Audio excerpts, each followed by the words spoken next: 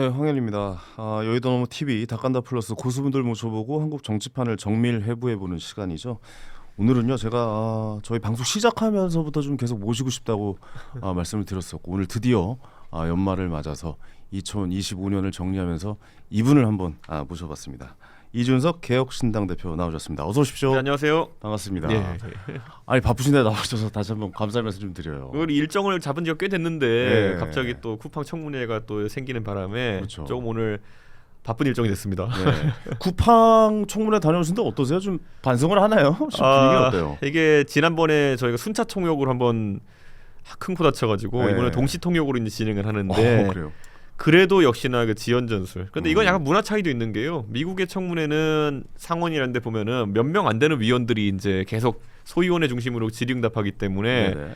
저 답변하는 사람도 길게 답변하는 것이 버릇이 돼 있고 최대한 정치적 답변을 하면서도 계속 시간이 보장되기 때문에 주고 사는 편인데 한국에서는 이제 7분 안에 몰아넣고 답해. 아니면 너 나쁜 사람 뭐 이런 식으로 몰아가니까 그렇죠. 개인에게 준 시간 7분이죠. 의원분들에게. 근데 이게 질문과 답변 포함이거든요. 그러니까 문화 차이가 좀 있는 거죠. 그렇군요. 근데 이제 저 같으면은 또 이게 통역을 거치면은 맥이 끊어지니까 통역 필요 없으시잖아요. 필요 없는데 사실 이게 답답하더라고요. 그러니까 이게 다른 게 아니라 속기를 해야 되잖아요. 나중에 기록을 남겨야 되니까 속기록을 위해서라도 이제 한국어로 하는 것이 필요하다. 그래서 그렇게 하는 거고요. 오늘은 동시 통역이니까 그래도 제가 조금 찌를 때는 그냥 영어로 찌른 것도 있었습니다. 예. 어떻게 좀 소득이 있었나요? 어떻습니까? 제가 질문한 부분이 사실 굉장히 쿠팡의 모순점을 드러내는 부분이었는데 기술적인 부분에서 저는 네. 원래 컴퓨터 하는 사람이니까 그 부분에서의 기술적 모순은 잡았는데 제가 하는 것들이 기사화가 잘 안 되는 게 너무 기술적인 것들이 있으니까 저희 과방위 차원에서 하는 것들이 쉽지는 않습니다. 오히려 저도 대중들이 잘 모르는 부분이 나오니까 소리 좀 지르고 뭐 이러면은 좀 다를 수도 있겠는데 제 성격이 또 소리 지르는 스타일이 아니라 그러고 보니까 그 청문회나 이런 거 할 때 국감에 이런 거 할 때 소리 지르는 건 한 번도 못 본 것 같아요. 그 소리 지르는 건 이제 하실 분들이 따로 있겠죠. 그러니까 저는 담당이 있군요. 국회에 부족한 게 있다면 이제 기술적인 면이나 전문적인 면으로 이걸 또 파고드는 역할이니까 그걸 해야 되는 거지. 뭐 남들 다 하는 건 뭐 제가 해서 뭐 합니까? 네, 그렇죠. 근데 청문회 다녀오셔서 청문회에 대한 이야기를 바로 좀 들어가봤고 네. 먼저 저희 광고 좀 한번 시작해 보도록 하겠습니다. 오늘 굉장한 광고가 들어왔습니다. 정치 이슈 외부에 들어가기 전에 이준석 대표님이 나오셔서 그런가요? 지역구인 경기도 화성의 특산품인 수양미를 준비를 해봤습니다. 쌀 이름 수양미가요, 밥을 지를 때부터 퍼지는 고소한 향이 난다고 해서 수양미라고 합니다. 윤기와 찰기 그리고 향, 삼박자를 모두 고루 갖춘 프리미엄 쌀이라고 하는데 첫 숟갈부터 밥맛의 차이를 확실히 느끼실 수 있는 쌀이라고 합니다. 연말연시 맞아서 선물용으로 택해 보시는 게 어떨까라는 생각이 듭니다. 어떻게 이준석 대표님도 수양미 좀 드셔보셨습니까? 이거 엄청 많이 먹죠. 화성에 있으면은. 근데 이게 뭐 쌀 경연대회 같은 데 가면은 꼭 1등 하고 하는 쌀이에요. 그 정도예요? 네, 이게 품종이 뭐 골든 퀸인가 그런 건데 이게 해보면 약간 반찹쌀 비슷합니다. 그 약간 진밥 느낌이군요. 반찹쌀 약간 흥미 비슷한 약간 그런 느낌이라서 찰기가 좋은 향이 그리 좋고 되게 맛있어요. 그런데 이게 은근히 화성 사람들도 비싸서 잘 못 먹는 거죠. 비싼 쌀이에요? 좀 가져가야겠는데. 이게 그러니까 진짜 경연대 가면 1등이에요 딱. 그래요? 그런 쌀이라 가지고. 아니 근데 이게 저희 화성 쪽에서 쌀이 나온다라는 걸 잘 모르시는 분들 계시잖아요. 화성이 동쪽은 이제 동탄 이런 데 도시인데 서쪽 가면은 뭐 육해 공 다 있습니다. 공은 없나? 그런데 육해 다 있습니다. 네네. 네, 그래서 바다도 있고 또 농지도 굉장히 넓어요. 간척지 많고 이러다 보니까. 공도 있겠죠. 뭐 닭 뭐 이런 거. 닭 이런 걸. 닭이 공이니까. 그러니까 되게 그래서 이거 맛있는 쌀로 유명합니다. 그렇군요. 여러분도 많은 관심과 사랑 좀 화성쌀 수양미 관심과 사랑 좀 부탁드리겠고. 자 이제 본격적으로 좀 이야기를 나눌 텐데 일단 내일인가요? 오늘 가시나요? 오늘 한라산 등반하시잖아요. 오늘 저희 청문회 좀 하다가 저희 한라산 가기 제주도로 출발합니다. 제주도 이제 한라산 등반이 1월 1일 날 예정이 돼 있죠. 그렇죠. 12월 30일에서 1월 1일 넘어가는 새벽에 이제 등반을 해야겠죠. 천하람 의원 되게 하기 싫어하는 것 같은데. 의외로 천하람 의원이 많은 걸 귀찮아합니다. 그렇죠. 그러니까 좀 이게 좋아지셨겠죠, 동시도. 많은 걸 귀찮아하는데 등산은 이제 또 남들 다 하니까 또 해야 되는 분이라 가지고 엄청나게 싫은 소리 많이 합니다. 다 갑니까? 당직자들? 지도부들은 가고요. 근데 이게 입산 인원 통제가 있어가지고 15명 정도 저희가 입산 허가를 받은 걸 알고 있거든요. 그렇군요. 이게 연초에 1000명까지인가 이렇게 하는데 그 안에 저희가 15명 정도 저희가 신청을 한 걸 알고 있습니다. 해보셨어요? 한라산 가봤어요. 그럼 첫 도전인가요? 그렇죠. 좀 두렵지 않으세요? 거기 눈도 많을 텐데. 이게 어릴 때 상계동에서 할 게 없어가지고 등산만 해가지고 거기 불암산, 불암산, 그쪽인가요? 수락산. 수락산. 네, 이게 상계동에서요. 상계 1동에서 상계 3동 넘어가려면은 네. 가장 빠른 길이 산 넘어가는 길이에요. 뭐야 무슨 60년대 얘기하듯이. 그러니까 그래서 얘기해요. 네, 그런 게 있습니다 좀. 아 예. 그렇군요. 자신 있다 이거. 이거 산이야 열심히 다닙니다. 기대해 보도록 하겠습니다.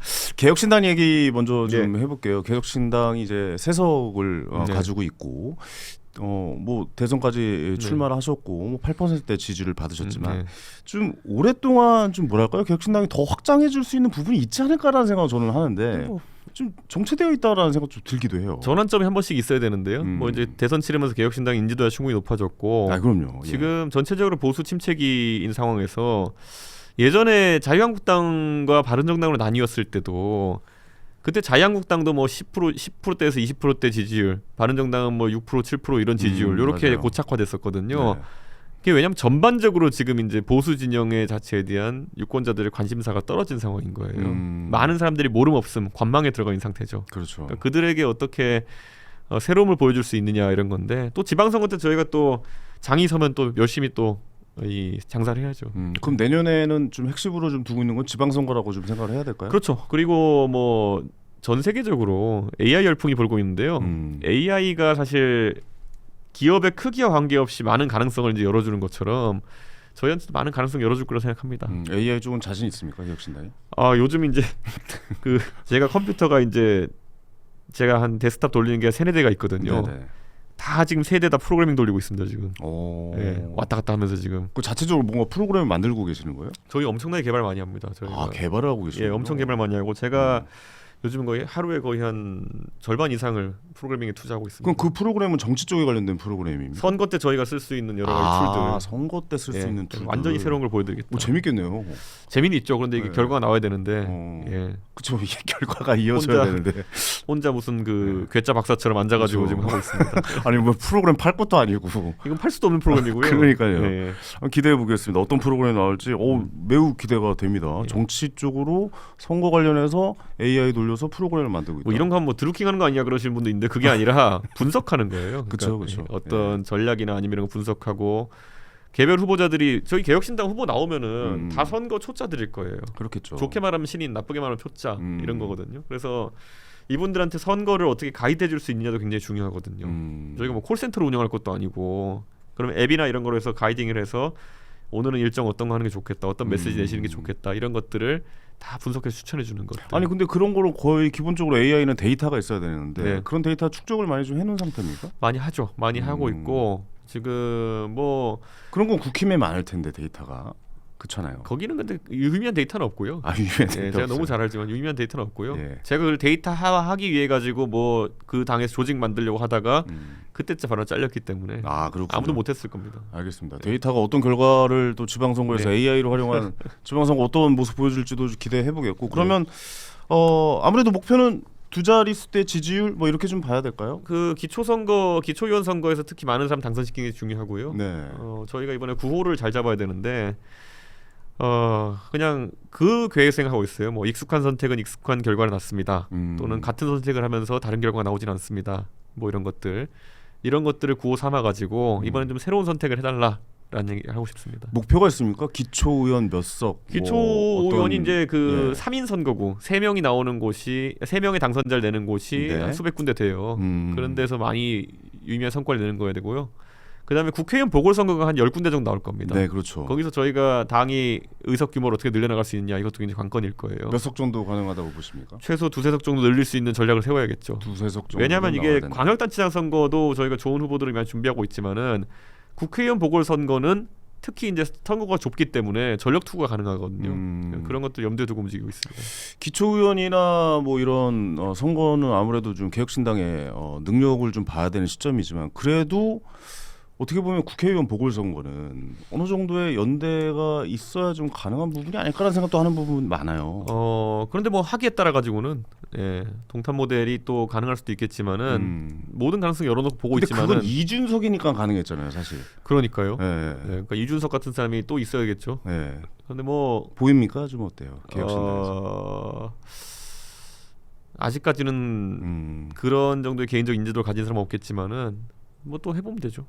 해보면 나올 것이다 네. 라고 생각하고 계시는군요. 네. 알겠습니다. 내년 지방선거도 좀 기대 많이 해보겠고 자 먼저 통일교 특검 얘기부터 좀 차례차례 좀 해보도록 하겠습니다. 또 특검에 또 다녀오셨고 그래가지고 그 생각보다 민주당에서 특검을 일찍 받았잖아요. 그렇죠. 네. 근데 지금은 약간 또 신천지 안 넣으면은 뭐 안 하겠다 약간 좀 자리 깔고 앉아 있는 느낌인데. 근데 안 받는 거로 욕 먹을 거냐 받고 그 지연전투하는 걸 욕 먹을 거냐 둘 중에 후자가 낫다고 생각한 거죠. 아, 뒤로 욕먹는 게 낫다. 그러니까 욕 먹는 방식을 네. 그냥 선택한 거지 할 네. 생각은 없어 보인다. 아 일단 할 생각은 없어 보입니까? 없죠.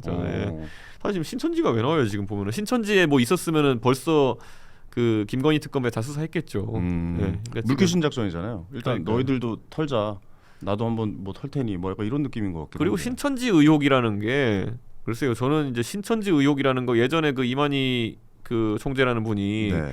뭐 무슨 시겠더라고 대통령식이나 이런 거 차고 나와가지고 막 자기가 했던 적도 있고 몇 번이나 회자가 되면서 그때 수사를 했던 걸로 알고 있는데 거기서 별로 나오질 않았어요. 근데 뭐 이번에 또 뭐 새로운 제보나 이런 게 있으면 해볼 수 있겠지만은 신천지 수사는 왜 하자고 하는지부터 우선 민주당은 좀 얘기해야 될 거다. 보통 특검이라는 거는 기존의 수사에서 어떤 미흡한 점이 발견되어 가지고 이걸 새로운 수사기관에 해야 된다 이런 거거든요. 기존에 그럼 신천지 수사에서 어떤 부분이 미흡한지를 좀 설명해야 될 것 같습니다. 어떻게 보세요? 지금 정동 대표가 오늘 본회의 이제 가셔야 되잖아요. 네. 이 방송 끝나고 네. 본회의 가셔야 되는데 이번 야당안 통과되지 않으면 뭐 특단의 조치를 하겠다 뭐 이렇게 좀 이야기를 제가 한 하자 것 그럴 같아요. 때는 아무 말 없다가 지금 또 지금 뭐 거의 뭐 배수의 진을 친 듯한 느낌이 비장한데 지금 장동혁 대표가 이제 네. 필리버스터하면서 약간의 분위기 반전을 이뤄냈다 생각하는 것 같아요. 네, 그렇기 24시간 때문에 필리버스터. 그래서 아마 지금 뭔가 강경투쟁 모드로 뭔가 더 해볼 수 있지 않을까 생각하는 것 같은데 네. 저는 뭐 할 수는 있는데요. 그것만이 지금 국민의힘의 문제는 아닐 겁니다. 그래서 저는 국민의힘 입장에서 단순 돌파구 역할 마련하기 위해서 그런 거 한다 할 게 아니라 특검은 정말 대국민 여론전을 더 세게 해야 되는데 네. 우선 단식이라는 게 좀 들어놓으면 이제 그다음부터 메시지 못 내거든요. 네. 메시지 낼 힘도 없죠. 그렇죠. 그렇기 때문에 메시지전이 먼저다 이런 생각을 좀 합니다. 메시지를 먼저 내고 그러니까 예를 들어 왜 이런 특검을 해야 되는지를 대국민 메시지 홍보전을 먼저 하고 그다음에 이렇게 했는데도 국민적 여론은 올라왔는데 특검을 반대한다? 그러면 이제 야당 지도자가 단식에 들어가거나 아니면 뭐 삭발하거나 이런 것들은 마지막 꼭지 따라 들어가는 거지. 보통 초장부터 이렇게 들어가면은 메시지전이 안 됩니다. 요새 뭐 이슈가 좀 민주당 쪽에서 많이 터져서 그런지 오히려 통일교 특검 자체 이슈는 좀 흘러가는 것 같다는 느낌도 좀 들긴 하는데 이게 메시지가 정확하게 전달될 수 있을까요? 그러니까 여기선 지금 저희가 막 그 몽둥이 들고 계속 빨리 특검해라 이렇게 하고 있는데 네. 그 민주당 내부 싸움에는 서로 칼 들고 지금 싸우고 있어요. 네, 그 내부 안에서 또 얘기가 시끄러워져서. 그런데 어제 당장 MBC에서 그 강선우 의원과 김병기 그 당시 공천위 간사가 서로 이제 얘기하는 녹취 파일이 나왔는데 그게 좀 커 보이죠. 저거는 빨리 구속 수사해야 되는 사안이다. 예, 그것이 돈을 준 사람이든 아니면 돈을 받았다고 하는 사람이든 아니면 돈을 보관하고 있다는 사람이든 저건 증거 인멸하기 그냥 빨리 달려들어야 되는데 네. 과연 오늘부터 어제부터 카운팅해서 며칠째에 그런 얘기가 나오는지 보겠습니다. 일단 원내대표는 이제 자리를 내려놓은 것 같고. 그렇죠. 그리고 나서 수사를 받아야 되면 어디 뭐 경찰 수사를 받아야 되는 겁니까? 그럼 어떻게 되는 근데 거예요? 김병기 의원은 이 건에 대해서는 네. 나는 듣고 돈 돌려주라고 했다밖에 없어요. 그러니까 강선우 의원과 그 네. 보좌관이라고 하는 사람, 돈을 보관했다는 사람이 있다면은 그분이랑 그리고 돈을 줬다는 사람, 이분들이 이제 주요 수사 대상이 되겠죠.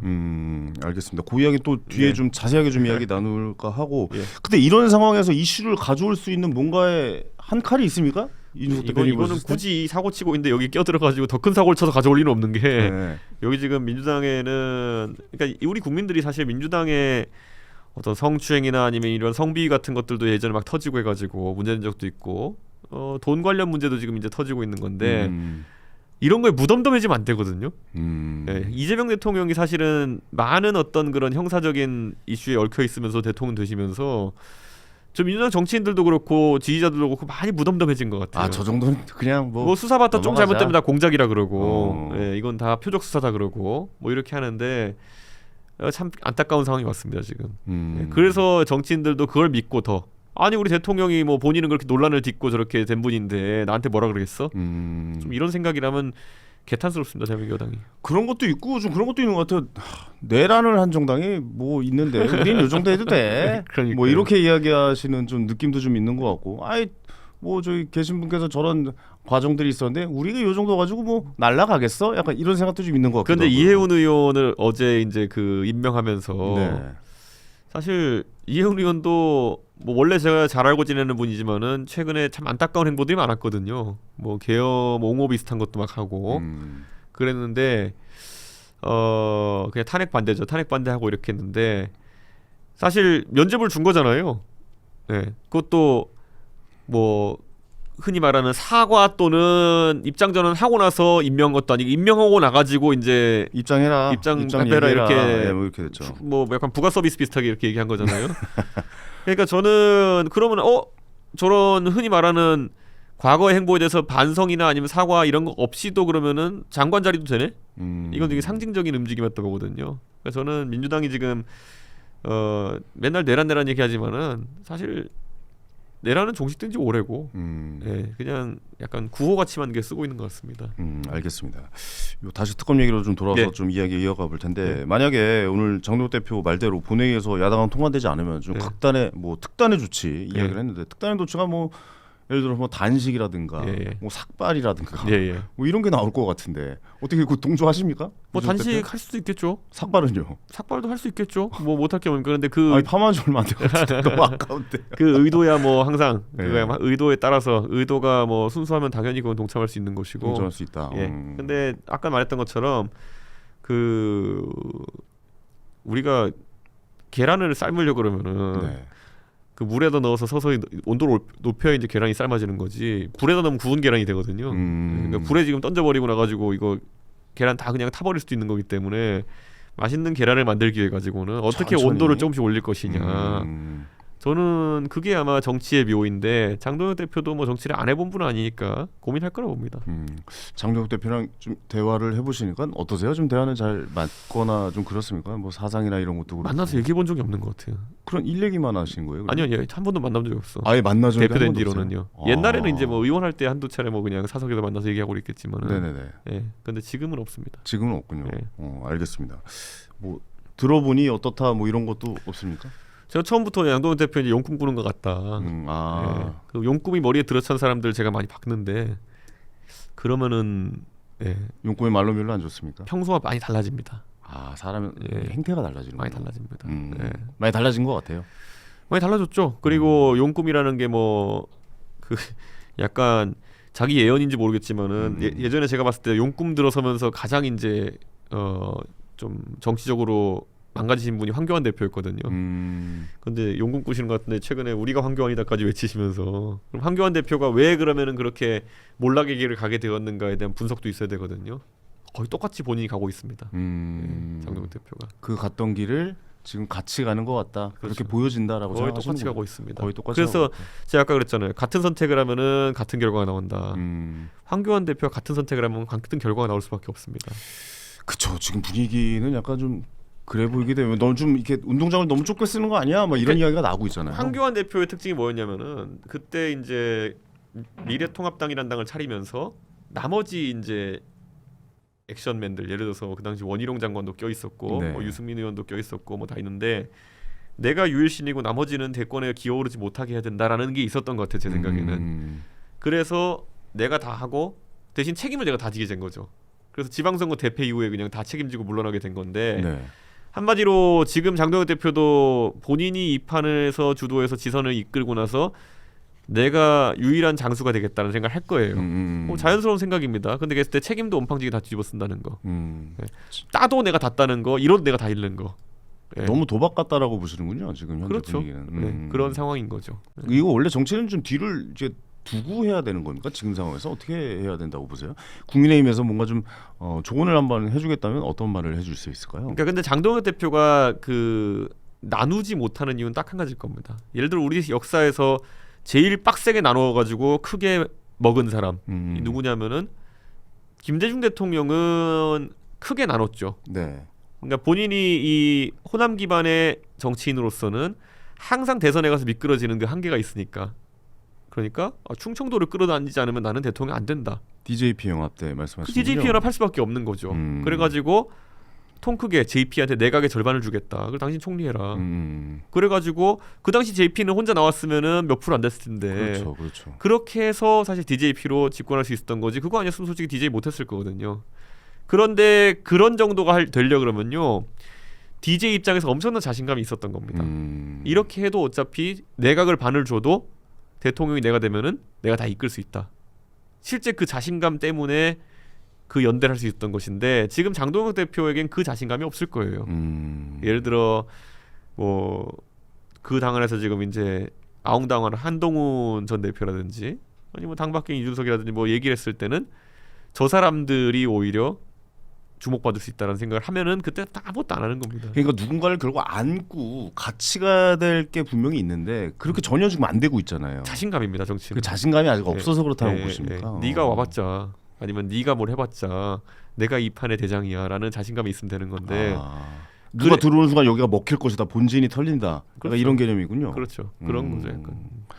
그런 자신감은 어떻게 이준석 대표는 갖고 계십니까? 내가 국힘 들어가서 여기를 다 근데 저 가져갈 별로 수 연대 있다. 자체에 관심이 없기 때문에 그냥 이건 장동혁 대표 관점에서의 생각이지. 네. 저는 뭐 그 집에 숟가락 개수까지 알고 있는 상황 속에서 그러니까요. 지금 저 상황에서 같이 불구덩이에서 뭐 이렇게 할 생각은 없습니다. 지금 전체적인 분위기로 봤을 때, 그러니까 이재명 대통령 아까 이해운 뭐 장관을 뭐 지명을 했고, 뭐 장관 될지 안 될지는 모르겠습니다. 하지만 지명 자체로도 굉장히 큰 논란이 됐었고, 지금 많이 분위기가 이재명 대통령이 중도 보수까지 끌어안겠다라는 그림이 보이는 거잖아요. 근데 지금 현재 국민의힘의 뭐 보수당이라 불리는 국민의힘은 굉장히 그 중도를 다 뺏겨가는 분위기 속에서 운동장을 되게 좀 잘 못 쓰고 좀 쫓겨가는 느낌이다라고 생각이 들어요. 그 이거를 이겨내려면 아까 말씀하셨던 장동혁 대표의 그 자신감이 있어야 된다라고 끌어안을 때는 끌어안아야 된다라고 보시는 거군요. 그러니까 제가 항상 김종인 위원장이 선거에 진짜 뭐 최고 전략가다라고 할 때 김종인 위원장이 제가 김종인 위원 배운 건 딱 한 가지예요. 우리가 항상 제가 비유할 때는 옛날에 우리 세대는 보면은 애국조회 월요일마다 가면 구령대 앞에 쫙 서가지고 전교생 도열해가지고 그렇죠. 애국조회 하던 거 생각해 보면은 애국조회 하면 가장 먼저 시작하는 게 교장 선생님 올라오기 전에 전체 차렷 한 다음에 너 기준 한 다음에 좌우로 정렬 그렇죠. 해야 되잖아요. 기준을 잘 잡아야지만 운동장을 넓게 쓸 수 있는 거거든요. 네네. 기준을 엉뚱한 데 잡아놓으면은 옆에 밀려가지고 운동장 바퀴 밀려나거든요. 그런데 김종인 위원장이 기가 막히게 잘하는 게 뭐냐면 기준 잡는 거예요. 기준을 딱 정확하게 찝어내는군요. 딱 기준 해가지고 여기서부터 다 오른쪽으로 정렬하면은 보수가 55%의 지형을 먹는다. 그 정도의 기준을 잡아요. 정책적으로. 때때에 따라가지고 이때는 뭐 연금을 늘린다 했다가 여기서 기초연금 도입한다 했다가 뭐 여기는 어떻게 한다 했다 복지 정책을 요만큼 썼다가 그거는 이념적 당위에 의한 게 아니에요. 내가 선거 지휘관으로서 선거를 이기려 그러면은 지금의 대한민국 세태에서는 여기가 기준점이다. 그게 선거를 맡은 사람의 책임감이거든요. 그러니까 지금 이재명 대통령은 여기서 기준 잡는 거예요. 좀 가운데로 오고 있군요. 기준점이.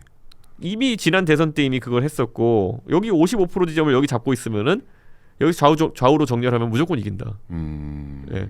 그러니까 장동혁 대표는 지금 기준을 엉뚱한 데서 운동장 끝에 잡아놓은 거예요. 오른쪽 끝에 잡고 있군요. 거기서 좌우로 정렬하니까 지금 막 난리도 아닌 거죠. 지금 보면은. 개혁신당의 기준점은 어디예요, 그러면? 며칠 전에 이제 그 경향신문에 났는데 예, 그 언론에서 표결 기준을 분석해 보니까 개혁신당이 딱 가운데에서 오른쪽 약간 가 있는 거로. 가운데서 오른쪽. 예. 중도 보수의 자리군요. 근데 그것도 좀 우리가 생각해봐야 될게요. 그러면 우리가 진짜 딱 가운데 있다고 했을 때, 그러면은 왼쪽 오른쪽 봤을 때 어디가 있고 요즘은 왼쪽이 이겨요. 가운데 서 있어도. 가운데 서 있어. 그만큼 왼쪽의 수가 불어난 거죠. 그러니까 이념적 성향이 가운데라 그래도 왼쪽이 이길 텐데. 그러면 오히려 지금 상황에서는 일반적인 선거 전략가라고 한다면은 조금 더 왼쪽으로 클리크 조정해야 되는 상황이거든요. 그러네요. 예. 그런데 그거를 지금 국민의힘에서는 조금 더도 아니고 그냥 확 오른쪽으로 빼놓은 상황이니까 굉장히 좀 아이러니컬한 상황이죠. 그 이준석 대표도 약간 좀 왼쪽으로 가셔야겠네요. 기준점 잡으시려면. 근데 이제 왼쪽 오른쪽의 문제라기보다는요. 지금 정치적 무관심층을 어떻게 편입시키냐의 문제라 가지고 저희는 이 단계에서는 조금 이제 포섭의 단계로 정치적 무관심층을 그 단계로 가야 돼요. 거기 또 주제가 또 다르군요. 이준석 대표 막연히 왼쪽 간다고 해서 저희가 무조건 늘어나는 건 아니에요. 지금 저희는 이게 좌우로 이분됐을 때 그런 거지 가운데를 넓혀나가는 게 중요하죠. 알겠습니다. 역시 이준석 대표랑 얘기하면 재밌어요. 뭐 이런 또 이준석 대표만의 약간 이런 생각을 좀 들을 수 있어가지고 전 한차 빠져서 들었네요. 다시 좀 특검으로 올까요? 특검으로 다시 와서 특검 얘기를 좀 해볼게요. 아니 갔다 오셨잖아요. 예. 특검 조사. 예. 어떠셨어요? 그때 상황도 좀 이야기 들어보고 싶은데. 그러니까 이게 특검에 그러니까 설명해드리자면 김건희 특검 처음 생겼을 때 저희한테 그 윤석열 대통령과 공천 관련해서 논의한 거를 이렇게 좀 다 보내달라. 혹시 녹취 파일이라는 게 있으면이라고 공문이 왔어요. 그래서 제가 그때 압수수색도 한번. 그 압수수색 전에 그러니까 네. 공문이 먼저 와가지고 저희가 파일을 제가 한 6-7개 줬을 거예요. 네. 윤석열 대통령 대여섯 개 있고 김건희 여사랑 한두 개 정도. 근데 그거에 공천 논의를 한 것이랑 조금이라도 비슷하면 다 보내줬거든요. 예. 그런데 이걸 받아보고 이제 특검에서 이건 뭐 수사하시는 분이 저한테 해준 말이니까 맞겠죠. 특검에 봤을 때 뭐가 더 있을 거라 생각했대요. 아 예. 보내준 거 말고. 예. 그래가지고 이걸 얘가 뭐 숨기는 뭔가가 있구나. 그러니까 입수해야 되는데 그러니까 입수하려면 압수수색밖에 없잖아요. 그렇죠, 그렇죠. 그러니까 압수수색하는데 저한테 원래 고발장 들어온 게 한 4개 있었나 봐요. 4가지가 혐의가 뭐 이것저것 다 했는데 그러니까 그 다 참고인으로 해가지고 만약에 압수수색 영장을 신청하면은 법원에서 그럴 거 아니에요. 야, 다 참고인인데 얘를 압수수색 왜 해? 그러니까 하나 정도는 피의자를 만들어야 되는 거죠. 그래서 하나는 피의자 신분으로 이제 한 게 그게 구성했던 게 그 업무방해예요. 그러니까 국민의힘 대표가 국민의힘을 업무방해했다. 그 업무방해 혐의 하나가 이제 피의자로 되면서 저한테 압수수색 영장이 나온 건데 난감한 거죠. 저기도 이제 왔는데 진짜 없네. 더 이상 뭐가 없네. 그렇게 돼가지고 이제 소환도 할 수도 없고 이렇게 가고 있었던 건데 막판에 그걸 정리하는 의미에서 안 하면 나중에 이제 또 욕 먹고 할 테니까 안 부르면 욕 먹을까봐. 안 부르면 또 민주당에서 뭘 할지 모르고 할 테니까 그랬던 거로 좀 봅니다. 네네네. 그런데 이제 워낙 이제 죄를 많이 짓고 사는 사람들이 민주당이 많은지 이 사람들은 뭐 그 조사받으면 무조건 구속된다 생각하고 있더라고요. 저는 그냥 조사받고 나와서도 제가 그랬잖아요. 도대체 왜 나를 피의자로 구속한 건지 모르겠다. 예. 그러니까 그게 실제로 그 조사받으면서요. 저에 대해서 물어보는 것보다는 이제 사실 윤석열 대통령에 대한 어떤 공천 개입 혐의를 좀 더 궁금했던 것 같아요. 그러면 피의자가 아니라 증인으로. 아까 말했던 것처럼 그 압수수색 영장 구성하기 위해 가지고 우선 피의자를 구성한 걸로 보이는데, 예, 뭐 그거야 뭐 진실은 나중에 드러나겠지만은 그래서 뭐 저는 덕분에 노트북 하나 새로 샀습니다. 그건 못 써요? 제 노트북 가져가가지고 지금 새로 제 노트북 6년째 쓰고 있는 노트북인데. 그거 한번 압수수색 당하고 그러면 못 써요? 아니 압수수색 한동안에 한 달 갖고 와 있으니까 그동안 쓸 노트북이 없어가지고. 쓸 노트북이 없어서. 갑자기 제가 핸드폰 약정도 안 끝난 핸드폰 한 대 새로 뽑고 노트북도 하나 새로 뽑고 해가지고 지금 제가 공폰을 2개 갖고 있습니다 지금. 2대 돌리면 되죠 뭐. 아니 뭐 제가 무슨 뭐 투폰 쓰는 사람도 아니고 그냥 공폰을 지금 2개나 갖고 있습니다 지금. 그래도 한동안 오래 갖고 있으면 진짜 하나 사야 되긴 하겠네요. 그래서 특검 덕분에 제가 한 300만 원 정도의 재산 손실을. 그러네요. 노트북 사고 핸드폰. 뭐 노트북이 없어진 건 손실은 아니지만은 구매하지 않아도 될 거를 300만 원어치 구매했습니다. 압수됐으니까. 예. 알겠습니다. 실제로 이번에 뭐 김건희 특검 마무리되면서 별 얘기는 없었어요. 뭐 이준석 대표에 대해 언급 아예 자체가 없었잖아요. 그러니까 뭐 인터넷에 뭐 유튜브 하는 사람들 보면은 맨날 기우제 지내면서 이준석이 뭐 구속되는 이준석이 뭐 공천 개입한 것 때문에 문제될 거니 했는데 정작 어제 특검 만료되면서 강선우 의원 의혹만 터져가지고 강선우 의원이 지금 이제 구속되게 생겼습니다. 오히려 공천 파동은 그쪽이네요. 그렇죠. 저기야말로 돈 받고 공천했다 그러면 저거야말로 공천 개입이고. 만약 확실히 된다면. 좀 구속감이죠. 1억이면은. 그렇죠. 그 사태는 어떻게 좀 마무리가 될 것 같았어요? 저거는 아까 뭐 잠깐 뭐 조사를 바로 받아야 된다라고 이야기를 하셨는데. 지금 뭐 압수수색 안 하고 이렇게 그 구속 안 시키는 1분 1초가 다 증거인멸할 시간 주는 거죠. 그렇기 때문에. 저한테는 뭐 개혁신당 전당대회 한 다음 날 뭐가 그렇게 바쁘다고 압수수색을 하는지 모르겠지만은 저분들한테는 상당한 여유를 주어줄 것 같은데요. 오히려 이 시간이 저들에게 유리한 시간이다라고 생각하시는군요. 말 다 맞추고 나오겠죠 이제. 알겠습니다. 3대 특검이 마무리가 됐어요. 네. 특검의 성과 뭐 있다고도 이야기하시는 분이 있고 뭐 한 거냐라고 이야기하시는 분이 있는데 어떻게 보셨습니까? 그러니까 저도 기소도 못하고 이제 끝났지만은 여기서 더 놀라운 건 뭐냐면 원희룡 장관 이런 분들 조사도 못한 걸로 알고 있거든요.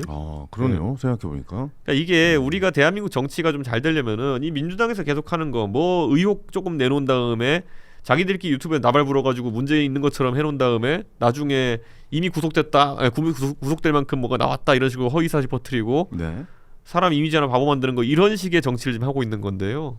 저는 이제 국민들이 이 패턴이 상습화되니까 알 것 같습니다. 보면은. 예. 저는 또 하나 우리 국민들이 지켜보셔야 될 게 지금 아마 그 창원지법에 그 처음에 작년 11월인가부터 시작된 명태균 씨 재판이 지금 이제 계속되고 있을 거예요. 네네네. 근데 그 재판 지금 이제 많이 까먹으셨겠지만은 원래 이 모든 사태의 발단이 뭐냐면은 김영선 의원이 뭐 명태균 씨한테 뭐 돈을 줬다. 그게 대가성이다. 뭐 공천에 대한 걸로. 그래가지고 이제 시작된 건데 강혜경이란 분이 이제 내부 고발자 비슷하게 나왔잖아요. 맞아요. 그래서 냉정하게 말하면 강혜경 씨가 이번 재판에서 어떤 결과가 나올지 좀 궁금합니다. 왜냐하면 그러니까 저에 대해서 특검에 제보하고 이렇게 고발 들어간 게 전부 다 강혜경 씨가 했던 얘기들이거든요. 제가 무슨 뭐 여론조사를 뭐 받았니 뭔 식으로 해가지고 한 거거든요. 근데 특검에서 지금 그걸 아무것도 못 만들어냈잖아요. 그러니까 강혜경 씨가 많은 사람들한테 했던 말들이 어느 정도 신빙성을 가질 만한 것들이었는지, 강혜경 씨는 그럼 어떤 사람인지 아마 이번에 창원지법의 재판 결과 나오면은 또 많은 사람들이 알게 될 것 같거든요. 그 재판이요.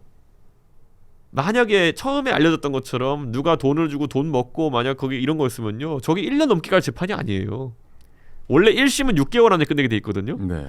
그러니까 지금 명태균 씨가 밖에 나와서 저렇게 돌아다니는 것 자체가 구속기간 끝나서 그래요. 그러니까 저 간단한 재판이 오래가는 이유는 아마 많은 민주당 지지자들이 기대하는 결론과는 다른 결론이 나올 수 있다. 예. 그럼 뭐 죄가 없음 뭐 이렇게 나올 수도 있다. 저는 모르죠. 그런데 이거는 제 추측인데 이렇게 보시죠. 그 명태균 씨에 대한 수사 플러스 그것에 대한 여러 가지 과정에 나온 증언 때문에 특검이 시작된 거잖아요. 김건희 특검이. 네네네. 자 그러면은 재판부가 어떤 결론을 내릴 때 가장 곤란한 것이 김건희 특검이 종료되기 전에 김건희 특검의 그 시발점이 되는 것과 반대 결론이 나오면 그게 골치 아픈 거예요. 그러네요. 그러니까 재판부 입장에선 지금까지는 결론 내기 어려웠죠. 근데 재판부가 공교롭게도 지난달에 김건희 특검 종료 시점 직후에 판결 내리겠다고 선언했어요. 네. 저는 그게 가진 의미가 있을 것이다라고 추측을 합니다. 알겠습니다. 전체적으로 이 이야기를 나누는데 명태균 씨 이야기나 제가 한번 좀 여쭤볼게. 네. 명태균 씨가 겨누는 그 총구의 방향이 좀 오세훈 시장 쪽으로 많이 갔잖아요. 네. 이준석 대표에게는 약간 좀 무딘 것 같다라는 생각도, 그 칼이 무딘 것 같다라는 생각도 좀. 왜냐면 뭐 명태균 씨가 저한테 뭐 예를 들어서 금전 거래나 아니면은 뭐 이런 게 있었으면은 저한테도 뭐 할 말이 있겠죠. 아니면 저한테 수사할 만한 게 있겠죠. 제가 처음부터 강조했던 게 뭐냐면 저는 뭐 돈 한 푼 주고받는 거 없고 일적으로 엮인 것도 아니고 그냥 명태균 씨는 윤석열이라는 사람이 본인에게 정치 뭐 그냥 뭐 조언해주고 그리고 메신저로 이렇게 여러 역할 맡기고 이랬던 분이기 때문에 그래서 딱히 이제 저한테는 뭐 혐의점을 걸 만한 게 없는 거죠. 이준석 대표는 그냥 만난 걸 인정하고 막 그런 사람이었다라고. 저는 처음부터 물어봤어요. 진짜 잘한다 그랬어요. 왜냐면 얘기했잖아요. 저한테 윤석열 쪽에 연락 올 때 다 그분한테 연락 왔는데 제가 뭐 모른다 하는 것도 웃긴 거고 모른다 할 이유도 없고. 근데 아예 부정한 사람들한테는 엄청 화를 많이 내고 있는 거 같긴 해요. 그분들이 왜 그런지 모르겠어요. 왜냐면 아니 그러니까 이 정치하는 사람들이 사실 저는 처음부터 명태균 씨 의혹 나올 때부터 예를 들어 여론조사가 뭐 공표 비공표가 있으면은 공표는 오히려 돈을 주면 안 되는 거고 비공표는 돈을 줘도 그게 문제가 되지 않는 거다 뭐 이런 거 다 설명을 했잖아요. 제가 아는 선에서. 네. 근데 대부분 그냥 뭐 명태균 씨 약간 오물 취급했잖아요. 약간 아유 약간 지지 약간 불가촉 나 저 사람 몰라 저 사람 뭐 사기꾼이야 뭐 이런 식으로 갔잖아요. 몰라 이런 식이죠. 그러니까 그 명태균이 한 분이 뭐 저도 저분을 제가 소울메이트도 아니고 저분이 저 안 보인 자리에서 뭐 했는지 제가 모르죠. 그러니까 제가 저분을 보증설 건 아니겠지만은 저와의 관계 속에서 어떤 일이 있었고 저와의 관계 속은 뭐 문제 없었다 이거는 얘기해도 되는 거거든요. 그러니까 나머지 분들도 그렇게 무미건조하게 정확하게 얘기를 하면 됐을 텐데 하도 언론에서 무슨 막 이렇게 막 처음에 막 뭐 무속인처럼 보도하기도 했고 맞아요. 엄청난 일처럼 보도를 했죠. 처음에는 막 이분이 뭐 해가지고 엄청난 비리의 온상인 것처럼 하고 이래놓으니까 여기 엮이면 안 되겠다 그래가지고 전부 다 불가촉으로 이제 됐거든요. 저는 그거는 좀 이해가 안 가요. 그거는 그러니까 굳이 말하자면요, 명태균 씨가 그 지난 대선 윤석열 대선에서 그 여기저기 사람 말 옮기고 뭐 이렇게 하는 역할들 뭐 전원하고 그리고 또 거기에 아이디어 내가지고 이런저런 제안하고 이런 역할을 한 거 맞아요. 그러면 이런 사람을 이제 보통 브로커라고 하는 거거든요.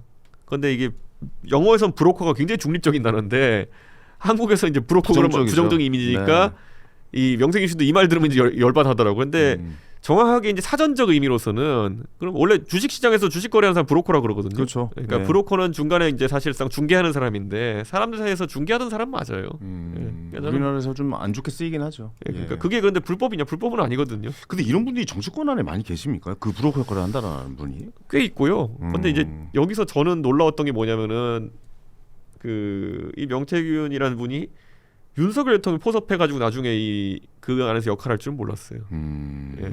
그러니까 굉장히 그게 수완이 좋은 거죠. 브로커로서의 능력이 굉장하네요. 수완이 그러면. 좋은 거죠. 그러니까 그거는 그거대로 인정해야 되고, 다만 이분이 어디 가서 돈을 받았는지 어디 가서 뭐 부정한 일을 했다고 하면 만약에 가장 그건 좀 모르는 일이죠. 그거는 저와의 관계에서는 그러니까 처음부터 제가 이게 판이 좀 이상하다 느꼈던 게요. 강혜경 씨 이런 분이 나와가지고 명태균이라는 분이 준석이가 이준석이 이렇게 해가지고 어디서 어떤 사람 자기가 명태균이 전화하는 걸 봤는데 이준석한테 반말하고 천만의 말씀. 저한테 단 한 번도 반말한 적도 없고, 그 옛날에 이 특검에 조사하기 전에 예전에 참고인으로 제가 검찰 갔을 때도 너무 제가 당황스러워서 제가 이거 들려준 적도 있어요. 예, 명태균이 저한테 어떻게 반말을 써요. 예, 명태균이 저한테 언제 반말을 썼어요. 그러니까 저 강혜경이나 이런 분들이 하는 건 전부 다 전원이거든요. 누가 그랬대더라 하는 거 제가 직접 녹취를 해도 명태균 저한테 깍듯하게 얘기하는데요. 그러니까 그렇군요. 그런 게 좀 웃긴 거죠. 자, 그럼 마지막 3대 특검은 이제 마무리가 됐지만 내년 새해 1호 법안으로 민주당이 중화특검 추진한다고 이야기했는데 이거 가능한 부분입니까? 어떻게 보십니까? 그러니까 우리가 가능한 부분이긴 하겠죠, 당연히. 민주당이 한다면. 못하겠지만은 네. 언어 모순이라는 게 있잖아요. 종합은 이게 포괄적 그리고 제네럴 이런 건데 특검은 특별한이에요. 예, 종합적으로 특별한 건 있을 수가 없어요. 같은 의미군요. 종합 특검 할 거면 차라리 검찰청을 새로 차리는 게 낫죠. 그러니까 이게 종합 특검은 진짜 뜨거운 아이스 아메리카노 같은 거다. 예. 앞뒤가 안 맞는. 예. 그러니까 저는 건강하면서 부실한 이런 같은 맛있는 똥 같은 느낌. 그러니까 약간 그런 거죠. 종합 특검은 진짜 예. 어디나 있는 특별한 이런 거잖아요. 이제 보면은 앞뒤가 안 맞는 거다라고 그러니까, 생각하시는군요. 알겠습니다. 특검 얘기 이렇게 마무리하도록 하고 이제 이재명 정부에 대한 평가 이야기를 좀 해보도록 하겠습니다. 아까 좀 잠깐 이야기가 나왔긴 했는데 이혜훈 전 의원이 초대 기획예산처 장관으로 지명이 됐잖아요. 대통령실 자체에서는 메시지는 정치적으로 한번 해석해 봅시다. 정치공학적으로. 이거는 분명히 뭔가 정치적으로 흔들려는 의도가 보이긴 하잖아요. 보이죠. 국민의힘이 아까 말씀하셨듯이 오른쪽으로 넘어가 있으니까 그럼 가운데를 우리가 차지하겠다라는 정치적 의도는 보이는데 여기에서 민주당 내부에서도 좀 안 좋은 목소리가 나오긴 하잖아요. 그렇죠. 왜냐하면은 민주당에도 이제 강경파들이 당원들이 있을 거고 이 사람들 입장에서는 죽 서서 남주냐 이런 얘기가 나올 수밖에 없고 특히 이혜훈 의원이 방송에서 공격수 역할을 많이 했죠. 그렇죠. 그러다 보니까 꼭 이재명 대통령뿐만 아니라 민주당의 여러 인사들에 대한 상처 주는 발언도 했을 거고요. 그리고 많이 저기였잖아요. 그러니까 내란, 계엄 이런 거에 대해서 옹호하고 탄핵 안 된다부터 시작해서 빨리 석방하라 이런 이야기까지 나오고. 그러니까 이게 저는 이해가 안 되는 거예요. 정황상. 그러니까 그게 제가 어제 페이스북에 글을 썼는데 보통 거국 내각 또는 다른 당이나 다른 진영의 정치인을 내각에 불러들이는 행위는 나중에 구석에 몰렸을 때 지지율 떨어지고 이러면 내가 좀 거국 내각 한다 이런 게 있는 건데 이재명 국무총리 안 친다든가 반대죠 지금. 그러니까 이거는 위기감의 표현이 아니라 자신감의 발로다. 자신감의 발로다. 그래서 이거를 가볍게 보면 안 된다. 이재명 대통령은 지금 배짱 플레이 좀 하고 있는 거예요. 너희들이 아무리 그 강경파들이 나한테 이렇게 하려고 해도 나는 내 갈 길을 한다. 그거를 보여주는 건데. 아니 근데 배짱 부릴 상황이 맞아요? 지금 상황이? 본인 입장에서는 해도 된다고 판단한 것 같습니다. 지지율이라는 걸 봤을 때 조금 배짱 부려도 된다라는 거고 어쨌든 이거는 정치적으로는 이재명 대통령한테 통 큰 이미지를 줄 수 있는 거다라고 생각하는 것 같아요. 그리고 이거는 이혜훈 후보자가 들으면 굉장히 서럽겠지만은 이러다 욕먹어서 만약에 낙마하는 사태가 생긴다 그래도 나는 통 큰 이미지 다 가져간 거고 그렇게 되는 거겠죠. 저는 개인적으로는 이 방향성이 맞다라고 보는 사람이긴 해요. 그러니까 대통령이 너무 한쪽에 치우치지 않고 중간에서 예를 들어 나는 민주당 출신의 대통령이다 이런 식으로 이제 이야기를 하셨고 오늘 또 이야기를 하신 거 보니까 이혜훈 지명 논란에 사회를 통째로 파랗게 만들 수는 없다. 이런 식의 또 메시지를 냈단 말이죠. 어떻게 보세요? 대통령으로서 이런 모습을 보여주는 거는 맞는 방향이라고 보십니까? 문재인 정권의 실패를 그대로 답습하기 싫다는 거겠죠. 문재인 정권 당시에 경제부처나 아니면 이런 곳에 의사결정권자들 중에 경직된 경제관 이런 걸 가지고 부동산 정책 말아먹고 이랬던 사람들이 있기 때문에 나는 그렇게 망하진 않겠다는 거죠. 잠깐만요. 그러면 우리가 여기서 한번 생각을 해봐야 될 게 지금 환율도 그렇고 경제 상황이 좀 안 좋잖아요. 그 내년에 지금도 이제 부동산 신고가가 터지고 있고, 그러니까 결국 경제인데 내년 경제가 약간 좀 안 좋을 것을 예상하고 그렇죠. 책임질 사람을 그 자리에 앉힌 것이다라고 생각을 해야 되는 거예요. 그러니까 환율 문제 이런 게 계속 나오고 있잖아요. 네네. 근데 여기서 환율 문제에서 긴축을 해야 된다는 인식을 이제 하기 시작한 것 같아요. 그러니까 이재명 하면 브랜드가 돈 풀기인데 이거 사람들은 기대하고 있을 텐데 또 돈 안 풀면은 결국에는 인플레 때문에 망한다. 자, 비슷한 사례 한번 보자면요. 문재인 정부 시절에 그때 코로나 돈 많이 뿌렸잖아요. 근데 코로나 돈 많이 뿌려가지고 물가 오르고 막 부동산 오르고 이러니까 야 이거 어떻게 해야 되지 했는데 그때부터 홍남기 경제부총리가 돈 푸는 거 막아서기 시작합니다. 저는 그 당시에 기억납니다. 홍남기 부총리를 민주당에서 그냥 욕하면서 이렇게 계속했지만은 사실은 주문이 들어갔다 봐요. 홍남기 씨가 그걸 막아야 된다. 총대 메고 예. 긴축 재정 긴축을 해라. 약간 네. 이런 느낌이죠. 그때 그래서 기억나는 게 무슨 자기들끼리 막 조어도 해가지고 막 민주당이 엄청 조롱했거든요. 홍남기가 뭐 때문에 예산을 남기나 막 이러면서 해가지고 자기들끼리 기억나요. 놀리기까지 했거든요. 네.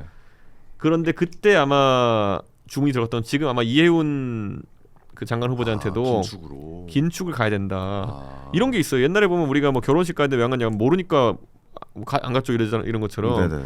예산에서 사실 줄이려 그러면은 쪽지 예산이 우리 얘기하는 것처럼 치고 들어온다든지 아니면 뭐 자꾸 SOC 예산 부탁하고 이런 거를 의원들이 하는 걸 차단해야 되거든요.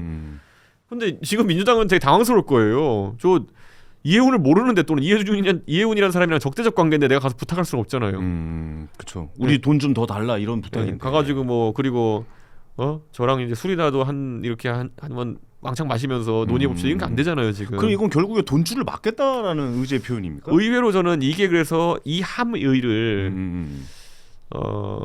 환율이나 이런 것들을 트레이딩하고 이런 분들이 알기를 바라는 것 같아요 대통령이. 대통령이 이게 시그널이 되길 바라는 것 같아요. 그래서 이해운 체제 하에서는 만약에 기획예산처 장관이 된다면은 긴축을 시도할 가능성이 꽤 높다. 긴축을 시도할 것이다. 네.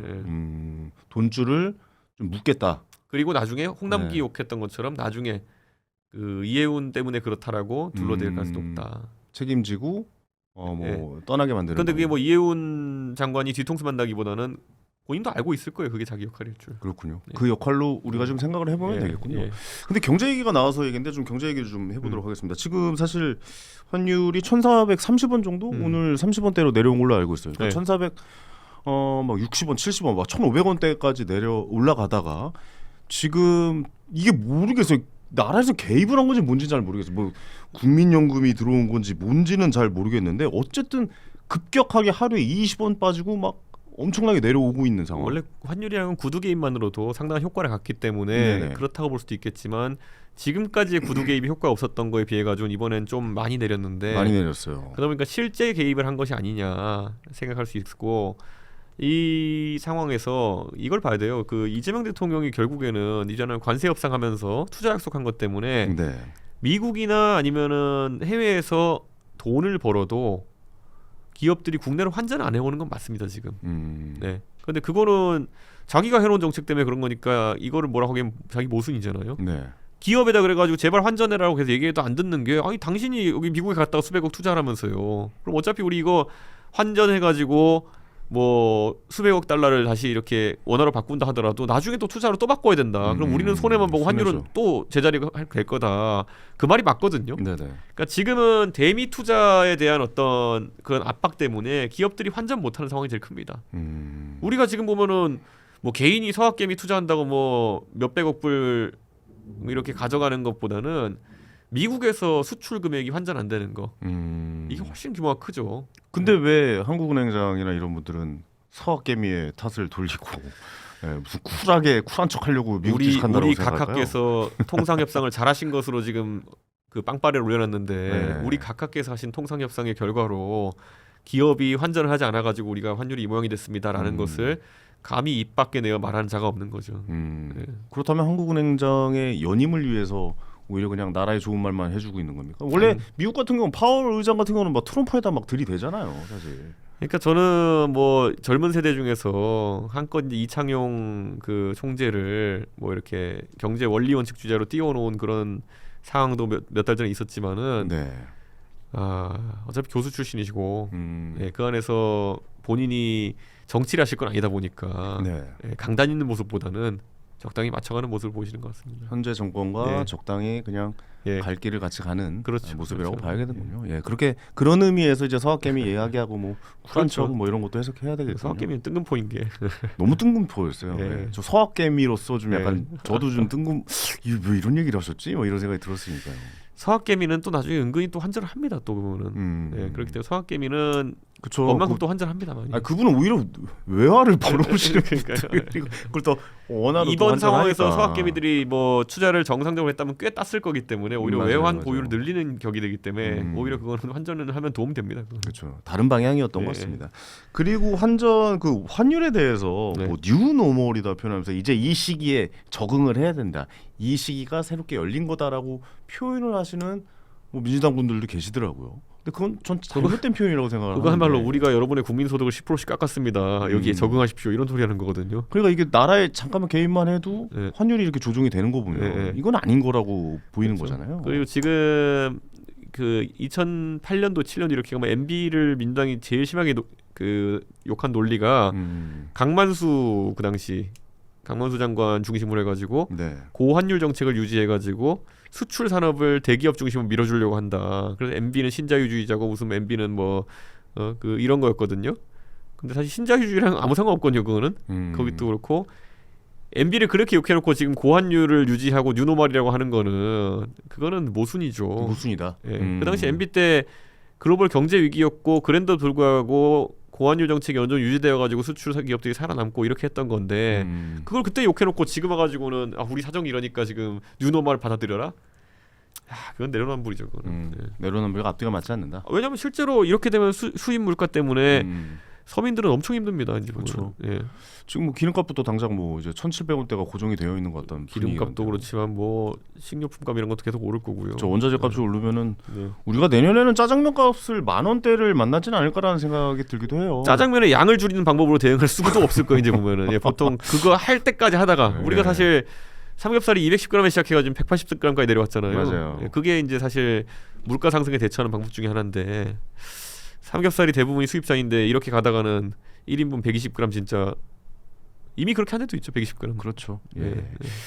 알겠습니다. 그러면 만약에 이렇게 환율이 갑자기 나라에서 손을 대서 떨어졌는데 좀 그런 생각 들거든요. 이거 환율 조작국 괜찮은 거야? 왜냐면 미국에서 갑자기 환율 조작국으로 지정해 버릴 때가 있잖아요. 그렇죠. 그런 부분에서도 좀 문제가 생길 수 있지 않을까? 이렇게 금리가 그러니까 설명은 잘해야 될 겁니다. 미국에다가 그러니까 니들한테 투자하느라 그런 거다. 그렇게 설명해야 되고 조작국 되면 큰일 나고요. 그러니까요. 예. 지금은 조작이라기보다는 실제로 미국에 투자하겠다는 돈 액수가 너무 커가지고 지금 기업들이 쫄아 있는 상황 그게 큰 것 같습니다. 알겠습니다. 잠깐 경제 얘기가 나와서 경제 얘기를 한번 갔다가 저의 의식의 흐름대로 좀 이야기를 하고 있거든요. 예. 왜냐면 지금 채팅창도 너무 많고 예. 오늘 동접자가 저희 기록 찍었습니다. 저희 예. 3,000명을 예, 넘는 예. 거 처음 봤거든요. 예, 이 숫자를 저희가 한 2,900명까지 모은 것 같은데 어쨌든 3,100명 이상 예. 갖고 채팅도 지금 끊이지 않고 있는데 여러분들 이해해 주십시오. 네. 저도 이준석 대표 오랜만에 만나가지고 할 얘기 저 물어볼 게 너무 많고 그래가지고 너무 제 얘기만 하고 있는 거 아닌가라는 생각이 드는데 후원해 주신 분도 오늘 폭발했습니다. 어이구. 예. 다시 한번 진심으로 감사의 말씀. 후원도 많이 하시고 쌀도 많이 사가십시오. 저거 진짜 좋은 쌀인데 진짜. 그러니까 이 쌀도 저는 저거 많이. 10kg씩 못 사요. 저는 저거 예. 화성시 행사 가면은 요렇게 조그만한 그 햇반 사이즈로 생쌀을 주거든요. 그래요? 그거 모아가지고 에이 뭘 그렇게까지 얘기를 뭐가 경품용 쌀 같은 거 있어요. 그래요? 예. 그거 모아가지고 드세요? 아니 수양미는 진짜 되게 비싸서? 맛있어가지고. 예. 네. 믿을게요. 진짜. 알겠습니다. 계속해서 좀 대화 이야기 나눠보도록 하겠습니다. 1분 1초가 아깝습니다. 또 본회의를 가져야 돼가지고 계속 좀 이야기 나눠볼 텐데 의식의 흐름대로 이야기했다는 거 좀 이해해 주시고요. 이재명 정부 얘기 좀 못다한 이야기 좀 이어갈게요. 지금 보수 진영 인사 이해운 기획 죄송합니다. 기획예산처 장관 임명을 이제 예정하고 있고 또 다음 이야기도 계속 나오고 있어요. 뭐 국무총리 이야기 나오고 뭐 유승민 국무총리 그렇죠. 뭐 거절했었는데 뭐 우리는 한 적 없다 뭐 이런 얘기가 나오고 있고 지금 다른 쪽도 뭐 장관을 임명하겠다라는 이야기가 나오고 있는데 여기에 대해서는 어떻게 생각하고 계십니까? 저는 이재명 대통령이 이 인사나 아니면 보수 쪽에 손을 뻗치는 행보를 통해 가지고 지금 경제 쪽에 있는 불안감들 좀 잠재우려는 의도가 있을 거다라는 생각이 들고요. 경제 불안감을 잠재우기 위한 행동이다. 네, 실제로 지금 상당히 지금 이 환율 문제는 심각한 상황이었고, 맞아요. 이게 구두 개입이나 아니면 실제로 어떤 개입에 의해 가지고 언제까지 지속될 수 있을까? 아까 제가 말했던 근본은 바뀌지 않을 거거든요. 미국에 몇백억 불을 투자해야 되는 상황이라는 거는. 그러니까 저는 몇천억 불이죠. 그러니까 저는 지금 환 트레이더들도 보고 있을 거예요. 요거로 며칠 정도 하니 보자. 근데 환 트레이더 입장에서는 며칠이면 풀리겠지 이렇게 하고 또 갈 수 있는 거거든요. 저는 그것 때문에라도 지금 굉장히 위험하게 봐야 된다. 특히 지금 연말 연시라 가지고 각국에서 장이 안 열리고 또 이런 상황이 트레이더들이 출근 안 하고 이런 상황이 환율의 변동에 취약할 수 있거든요. 네네네. 네, 그래서 좀 조심해야 됩니다. 그러면 지금 장관 인사 계속 나올 수 있고 이름이 나오는 건 약간 관심을 돌리기 위한 행동이라고 우리가 생각하면 되는 거죠. 어제 조경태 의원을 해수부 장관 할지 모른다라는 얘기가 나왔다고 하는데 네. 사실 그건 쉽지 않은 카드일 거고요.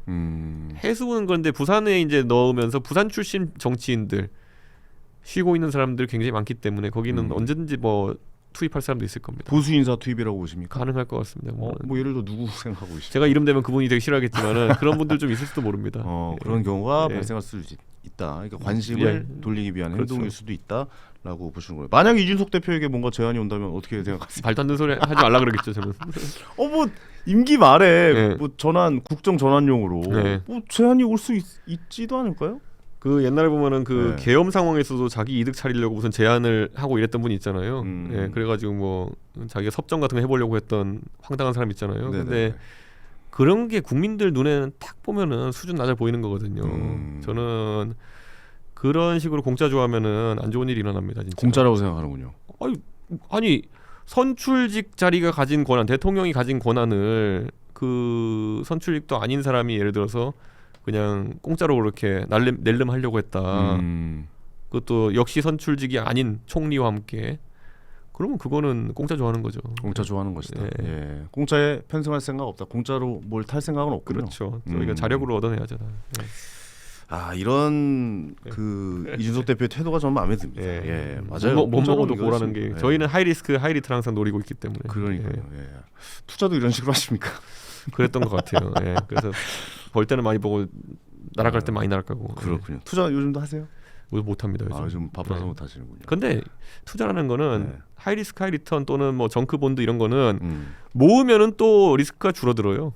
맞아요. 예. 시드머니의 차이죠. 뭐. 그러니까 모으면 돼요. 모으면은 이런 시도들을 모으면은 결국에는 괜찮은 투자가 됩니다. 알겠습니다. 경제 얘기가 아무래도 좀 주로 좀 돼야 될 것 같아요. 이제 마지막에는 지금 한 저희가 10분 정도 시간이 있는 것 같은데 부동산 얘기 좀 해볼게요.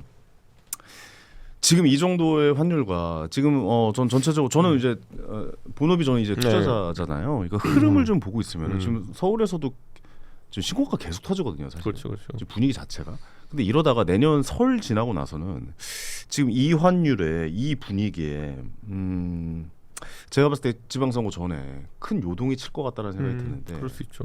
어떻게 생각하고 계십니까? 이거 방법이 없다라고 좀 생각하는 것 같아요. 자, 우리가 봤을 때 환율의 문제라는 건 뭐냐면요. 네. 환율 때문에 외국 투자자들에게는 우리 국내 부동산이 상대적으로 싸 보인다는 게 문제겠죠. 그러니까 그러니까 부동산 가격이 올라간 게 아니라 이 가격 자체, 그러니까 돈의 가치가 하락한 그렇죠. 거죠. 우리가 지금 서울의 부동산이 비싸다고 인식하고는 있지만은 달러 기준으로 봤을 때는 홍콩이나 아니면은 해외 뉴욕이나 이런 데 부동산에 비해서 뭐 일부 지역은 뭐 비슷하게 가고 있지만은 아직까지 싸다고 인식할 만한 지역들이 있거든요. 네네네. 그랬을 때 환율이 이렇게 뛰게 되면은 충분히 이게 해외에서의 자금 유입이 있을 수 있고 또 그들한테는 의외로 대출 규제라는 게 안 먹히잖아요. 해외 자본을 갖고 들어온 사람들한테는. 그러다 보면은 그들이 그럼 와가지고 뭘 살려 하겠어요? 당연히 거래 비용이 그러니까 분산 투자를 해가지고 거래 비용이 많이 드는 것보다는 거기도 똘똘한 하나를 찾아다닐 것이고 그럼 수요가 집중될 거거든요. 저는 그래서 이번 정부에서 이재명 대통령이 그래도 틀을 깨는 시도를 여러 가지 하는데요. 이거 예전에 문재인 정부에서는 이제 임대사업자를 풀어줘가지고 임대 공급 늘리고 이렇게 하려는 시도를 했었는데 그거에 이제 오히려 투기를 부추긴다고 내뺐지만요. 저는 지금 이 정부에서 리츠나 이런 것들도 권장을 많이 하고 있고 그런 측면에서 부동산의 수익이라는 것을 어떻게 합리적으로 나눠가지고 투자할 수 있게 할 것인가 뭐 이런 것들의 모델이 나와야 될 거라 보거든요. 지금은 외국인도 우리나라 사람들 좀 똘똘한 채로 몰려갈 수밖에 없는 그런 상황이라 가지고 그거에 전환이 있지 않는 한 굉장히 뛰는 곳은 엄청 뛸 거다. 엄청 뛸 것이다. 예. 서울의 일부 지역. 그렇죠. 예. 예. 뭐 강남, 서초, 그렇죠. 마용성. 뭐 그리고 저 뭐 서울 숲에가만 있는 높은 것들 있잖아요. 그런 것들 다 이제 제 생각에는 굉장히 가격 신고가 찍으면서 갈 것 같습니다. 지금도 현재 뭐 평당 2억 원 기본적으로 넘고 그렇죠. 있고 평당 3억 찍는 것도 나오고 있거든요. 성수동이 높은 것들은 더한 것도 있죠. 네. 네. 어떻게 그럼 이거를 해결을 해야 되는 겁니까? 아까 말했듯이 부동산에 대한 규제의 방식 자체 바꿔야 될 거다. 저는 지금 우리가 원래 지방 부동산에 대해 가지고도 1가구 2주택 기준을 3억 이하의 부동산에 대해서만 하다가 이제 조금 늘려주려고 하고 있잖아요. 네. 그런데 지방 부동산에 대한 규제 자체를 전면 철폐하는 것도 굉장히 중요할 것이다. 그런 생각을 하죠. 지방 부동산의 규제를 없애야 된다. 그래서 지방 부동산은 뭐 가액 기준을 예를 들어서 뭐 해운대에 있는 거기도 높은 거 그런 거 빼고는 제 생각에는 상당히 열어줘가지고 지방 부동산 경기도 활성화하면서 서울에 있는 압력을 빼줘야 된다. 그게 가장 큰 걸 거라 봅니다. 알겠습니다. 내년에 그 지방선거 전에 보유세 카드 그 이후에 좀 만질 것 같은데 이후겠죠. 보유세에 대해서는 어떻게 생각하세요? 그 전에 만들다가 박살날 수도 있잖아요. 박살나죠. 네. 그리고 보유세라는 게 이제 도입이 많이 되려 그러면 거래세를 거의 없애야 되는 거거든요. 그렇죠. 예. 근데 미국식으로 간다 해도 그렇죠. 거래세가 없어야 되는 거죠. 그렇죠. 근데 네. 거래세에다가 여러 가지 부속되는 이제 취등록세도 이제 없애야 되는 건데 네네. 그럴 용기가 있으면 저는 보유세 건드려도 된다 봅니다. 근데 그럴 용기는 또 없을 겁니다. 뭐 양도소득세를 낮춘다든가 이럴 용기는 없다. 예, 보유세만 살짝 올리려고 할 거기 때문에 네네네. 왜냐면 양도소득세라는 게 사라진 거다는 것 자체가 저는 굉장히 특이한 게 그러면은 의외로 부동산 시장에 큰 충격이 올 수 있는 게 양도소득세를 없애겠다는 순간 매도 우위로 전환될 거거든요. 그렇죠. 부동산 시장 전체가 매도 우위로 전환될 겁니다. 맞아요. 왜냐면 빨리 그 이익을 실현하는 사람이 늘어날 정리를 테니까요. 해야죠. 예, 저는 그게 굉장히 나쁘지 않은 처방일 것 같은데 이념적인 선택 때문에 자기들이 그렇게 못할 것 같다. 왜냐면 부동산 소득이나 이런 건 전부 다 불로소득으로 치환해서 공격해 왔으니까. 이익을 가져가는 거기 때문에. 그렇죠. 그렇게 저는 하지 근데 않겠다. 오히려 그게 빨리 좀 시장가에 빨리 연동될 수 있도록 거래 비용 또는 양도소득세 완화를 통해 가지고 한번 털어야 되는군요. 매도 우위로 한번 전환될 필요가 있다 이렇게 봅니다. 한번 털고 원점에서 다시 시작을 매도 해야 우위로 간 다음에 아까 말했던 지방 부동산의 취득을 좀 더 자유롭게 해준다. 장려하고 세금도 할인해주고. 그렇죠. 똘똘한 한 채의 개념을 벗어나게 되면은 저는 좀 가능해지지 않을까 생각합니다. 알겠습니다. 경제 얘기 여기까지 하도록 하겠고 시간이 부족해서 예. 물어볼 게 너무 많은데 예, 이제 마지막으로 선거 얘기 좀 하고 예. 마무리하도록 하겠습니다. 저 국힘 얘기도 좀 해야 되는데 예. 아쉽네요. 또 본회의 가져야 되니까. 어떠세요? 지금 청와대 분들이 지방선거 대거 출마할 것으로 좀 예상이 예. 되어지는데 강훈식 비서실장 뭐 대통령 선거 밀어주기 뭐 이런 이야기도 있어요. 뭐 얼마 전에 개항 가가지고 또 교회에서 예배 갔다 예. 오셨잖아요. 예. 갑자기 개항을 가셨더라고요. 뭐 이런 거에 대해서는 어떻게 보고 계시는지 궁금하네요. 보통 대통령은 그 관저 옆에 있는 교회 다니거나 이렇게 하게 돼 있거든요. 네네. 근데 아마 정치적 의미가 있었다고 봐야겠죠. 네, 그렇게 보고 근데 이재명 대통령이 지금 하는 행동 하나가 민주당 내에서는 내분을 낳을 겁니다. 지금 화성도 마찬가지인데요. 그 이재명 대통령 계열의 인사가 뭐 시장 나온다 그러면은 나머지 시장 나오려는 사람들이 전부 다 정청래 대표 쪽으로 붙어요. 이 보면은 A가 있으면 A-가 있는 건데 저 이재명 대통령의 저런 행동이 오히려 정청래 대표 쪽에 없던 세력을 만들어주고 있는 겁니다. 그래서 너무 성급하게 좀 빨리 움직이시는 것 같다 그런 생각이 듭니다. 지금 너무 이르다. 예. 근데 결국엔 또 이렇게 움직일 거잖아요. 선거 오면 가까워질수록. 그럼 이제 나중에 우리가 역사상의 도장론이라는 게 왜 났습니까? 대통령이 과도하게 당에 개입한다 아니면 관심이 있으면 그렇게 되는 거거든요. 네네네. 도장론이야 상징적인 사건이었지만은 경착륙할 가능성이 있어 보인다. 당정 관계가. 그렇군요. 예. 그래도 안 그래도 6.3 지방선거의 가장 핵심은 서울시장 아니면 부산시장이잖아요. 네. 서울 부산시장 어떻게 예상하고 계신지 한번 좀 들어볼까요? 부산이나 서울은 인구 구조가 많이 바뀌면서 사실 보수 지형이 해볼 만한 선거다 이렇게 나올 텐데요. 그 지금 정원호 구청장이라는 분이 뭐 지금 거의 멱살 잡고 억지로 끌어올리는 명세로 계속 올라가고 있는데 지난번에 정원호 구청장이 결국에는 그 어릴 때 그 폭력 사건이 이제 재조명되면서 한번 또 이렇게 나왔지만은 네. 지금까지 구청장으로서 많은 사람들이 관심 안 받던 상황에 선거 치른 거랑 더 높은 데서 이제 더 넓은 데서 선거 치르는 건 다르거든요. 네. 검증 국면이 따를 거로 보입니다. 정원호 구청장의 검증이 있어야 될 것이다. 그렇죠. 그러니까 뭐 그때 해명하는 거 보면은 이분 보니까 해명이 위험하구나 느꼈거든요. 그러니까 뭐 5.18이나 이런 문제에 대해서 이견이 있어가지고 팼다 이런 거잖아요.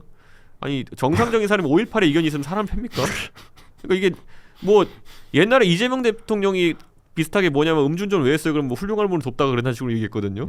뭐 검사층 왜 했으면 좋은 일 하다 그랬어. 뭐 이런 식이잖아요. 보면은 그러니까 해명이 아닌 것 같은데 이건 아무 말 대잔치거든요. 보면은 아니 좋은 사람 돕는데 음주운전 할 필요가 있어요? 그러니까 저는 야 이분도 간단치 않은 뭔가 이력들이 있는 분인가 싶은 거죠. 이재명 대통령 그렇게 했던 게 뭐냐면요. 해명이 안 되니까 그런 거예요. 예, 해명이 안 되니까 좋은 분을 돕다가 음주운전하게 됐습니다. 예.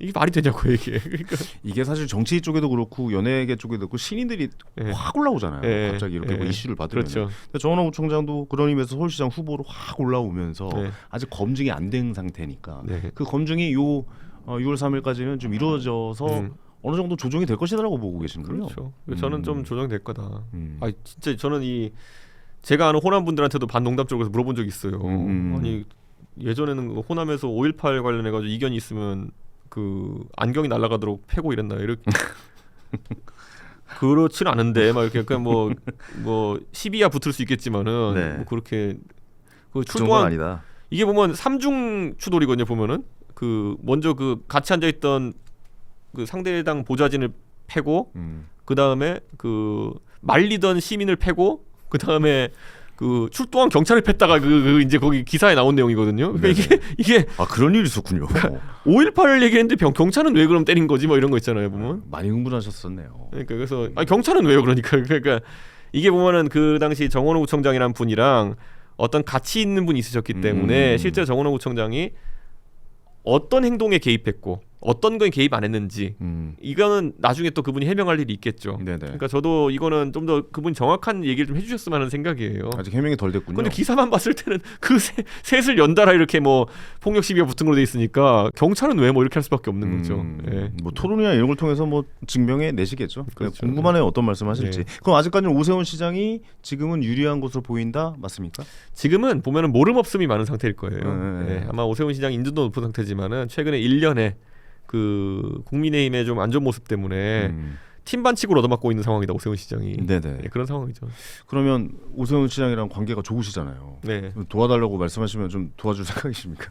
근데 이게 제가 또 당을 이끌고 있는 입장이고 네. 우리 당이 잘 되는 건 또 오세훈 시장이 잘 되는 것보다 우선입니다. 네. 그렇기 때문에 당이 잘 되는 걸 최우선으로 해서 판단해야죠. 아직까지 연대 없다. 그것도 아직까지 확고한 의지입니까? 아 그거야 당연하죠 지금은. 예. 연대 없다. 네. 그래도 뭔가 좀 이제 손을 내밀거나 이제 사과도 하고 저기에 대해서 이제 인정하고 이준석 대표를 어떻게 좀 추대하겠다 뭐 이런 식으로 나오면 어떻게 해요? 이 모든 것을 해결한 가장 쉬운 방법은 오세훈 시장님이 네. 개혁신당 입당하시는 건데. 불가능하겠군요. 연대는 없다라고 예. 봐야 되는군요. 부산시장은 그럼 김영준 시장의 박형준 시장. 예. 지금 유리한 박형준 겁니까? 시장이 아마 박형준 시장. 박형준 예. 시장이 그런데 부산은 좀 후보 교체에 대한 얘기 나오는 것 같은데. 국힘에서 후보 교체요? 예. 그런데 뭐 그거는 잘 모르겠고요. 네네. 저는 우리 개혁신당의 정의한 대변인이 잘 되길 바랍니다. 서울시장에도 후보 내시잖아요. 네, 김정철 최고위원이 지금 준비하고 있고요. 그 외에도 뭐 한민병 원장님도 들썩들썩 하시는 것 같던데. 한표 원장님도 나오세요? 본인이 이제 뭐 의지가 있으세요? 여러 조건이 있으셨는데 네. 예, 뭐 이준석도 나가고 천하람도 나가고 하면 나도 나가지 않겠냐 네. 이렇게 하시는데 한 원장님도 충분히 저는 네. 서울시장 감이라 봅니다. 이준석 대표는 어떻게 보세요? 경기도지사 도전합니까?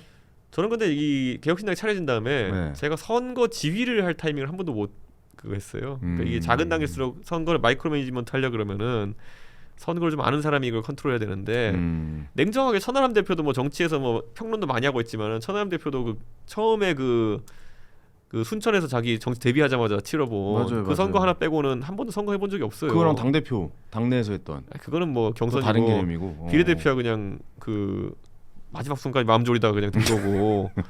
그러니까 저는 그 아주 세밀하게 마이크로 매니지먼트만 선거를 컨트롤할 사람이 없거든요. 그래서 제가 지난 총선 때도 그래가지고 뭐 저한테 비례 출마해라 이런 사람도 있었는데요. 그래서 그럴 수도 있다 했는데 너 비례 출마하면 나 탈당할 거야 이렇게 협박하는 사람도 많고 그래가지고 저는 지역구로 가서 그냥 됐잖아요. 네. 근데 그때 제가 당을 컨트롤하지 못하고 매니지하지 못하고 저만 이제 당선된 거죠. 그러니까 저는 최대한 우리 당에 많은 사람이 당선될 수 있게 이번에 역할하는 게 좋다고 봅니다. 저는. 컨트롤 타워로서의 역할을 해내겠다. 네, 이게 머리 없는 정당이 선거 잘하기 힘들어요.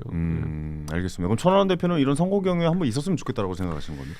천하람 의원은 이게 선거부터 시작해가지고 그 스파르타식으로 뭔가 좀 해야 될 게 있습니다. 아 스파르타식으로 예, 예. 뭐 당내에서 뭔가 해야 될 일입니까? 아니 공직선거도 이제 경험 많이 해봐야 되고 공직선거도 해야 예, 되고. 이게 냉정히 방송 가서 얘기하는 거랑 그 지상전 찍는 거 완전 다릅니다. 다르죠. 예. 집에서 상상하는 것과 예. 나가서 현직에서 뛰는 거는 많이 아니 그 다르죠. 두 가지 것도 같은 거면 이미 뭐 장예찬, 김병민 등은 이미 한 5선 했었어야 돼요. 그런 식이라서. 근데 현실 가면 다르잖아요, 그거는. 그렇죠, 그렇죠. 예. 이게 말로 되는 것도 아니잖아요, 사실. 그러니까 그 정치라는 게. 정치를 너무 잘 알고 똑똑하고 음. 그리고 또 인지도도 있고 한 분들 뭐 김근식 이런 사람은 뭐 5선 했어야죠. 그러니까 근데 그런 똑똑하고 잘하고 이런 거와 다르게 지상전은 또 다른 노하우가 있다. 그렇군요. 이렇게 봐야죠. 알겠습니다. 아, 오늘 이준석 대표랑 이런저런 이야기 예. 해봤는데 마지막으로 요거 예. 하나만 예. 지금 이제 30분이 넘어서 보내드려야 예. 되는데 예. 한 가지만 좀 여쭤볼게요. 개혁신당 아니면 본인의 네. 새해 목표나 뭐 이런 게 있으면 마지막으로 이제 내일 하루 남았잖아요. 올해는 네, 예. 마무리하시면서 한 말씀 우리 또 구독자, 청취자 아. 여러분들에게 한 말씀 해주시죠. 예, 내년 지방선거에서 저희가 또 새로운 돌파구를 마련했으면 좋겠고요. 그거는 완전 새로운 방식으로 했으면 좋겠습니다. 그래서 저희가 준비하는 것들이 다 잘 됐으면 좋겠고 그를 통해서 지금까지 개혁신당 끝없이 후원해주고 응원해주신 우리 당원들께 작은 승전보 그리고 즐거운 그런 어떤 새로움을 보여줄 수 있으면 좋겠다 이렇게 말씀드리고 싶습니다. 네. 항상 너무 감사하고 지방선거 많은 당원들이 또 당선되는 그런 선거가 되었으면 좋겠습니다. 알겠습니다. 네. 아, 대표님 좀 자주 좀 예. 봬요. 아이고 오늘 이렇게 네. 제가 방송하고 나면 그래도 구독자에서 좀 올라야지 제가 면이 서는데. 좀 동접자도 뭐 많이 들어오셨고. 예, 그래서 뭐 제 생각엔 이미 저희 개혁신당 지지자나 당원들은 다 닭간다 등록하셨겠지만은 네. 아직 안 하신 분 있다면 좀 등록 좀 하고. 지금 한 5만 5천 됐나요 지금? 그렇죠. 5만 5천 됐습니다. 나중에 한 네. 10만 될 때 한 번 또 나올까요? 10만 될 때 예, 예. 약속해 주신 겁니다. 그럴까요? 예. 아, 좋습니다. 좋습니다. 예. 아, 올해 마무리 잘하시고 예. 한라산 등반 건강하게 잘 다녀오시기 다음에 바랍니다. 10만 되기 전까지 많이 유튜브 링크 공유해 주시고 그래야지 사람들이 보고 그렇습니다. 들어오지 않겠습니까? 예. 10만을 빨리 만들어야 빨리 뵐 수 있겠군요. 예, 그렇습니다. 알겠습니다. 예. 그렇게 만들어 보도록 하겠습니다. 예. 자, 오늘 함께해 주신 이준석 대표님께 감사의 말씀드립니다. 고맙습니다. 네, 감사합니다. 여기서 마치고요. 인사드리도록 하겠습니다. 오늘 후원해 주신 분들 굉장히 많아요. 좀 소개를 해드릴게요. 윤홍남님 만원, 이상천님 3만원, 이지훈님 5만원, 김은민님 2만원, 그레스이님 만원, 드름에서님 10만원, 윤여숙님 3만원, 백경님 만원, 김재선님 5만원, 조은희님 2만원, 슈퍼챗 리카7609님 만원 후원해주셨고요. 핏21 바이올렛님 5만원 후원해주셨습니다. 리카7609님 역시 또 만원 후원해주셨고 감기 비염 조심하세요. 뭐 이렇게 또 메시지까지 보내주셨습니다. 다 소개 못해드린 점 다시 한번 좀 죄송하다는 말씀드리겠고 오늘 저도 좀 궁금한 점도 많고 물어볼 게 많아서 그랬던 것 같습니다. 닭간다 플러스 여기서 마치고요. 원래 제가 이제 매주 수목 진행을 생방송으로 하잖아요. 근데 이제 1월 달부터 제가 가족들하고 약속한 게 있어서 1월 한 달간 저는 이제 여러분들께 인사를 못 드릴 것 같아요. 2월 달에 저는 다시 찾아뵙도록 하겠습니다. 올해 마무리 잘하시고 저는 새해에 2월 달에 다시 찾아뵙도록 하겠습니다. 황현이었습니다. 감사합니다.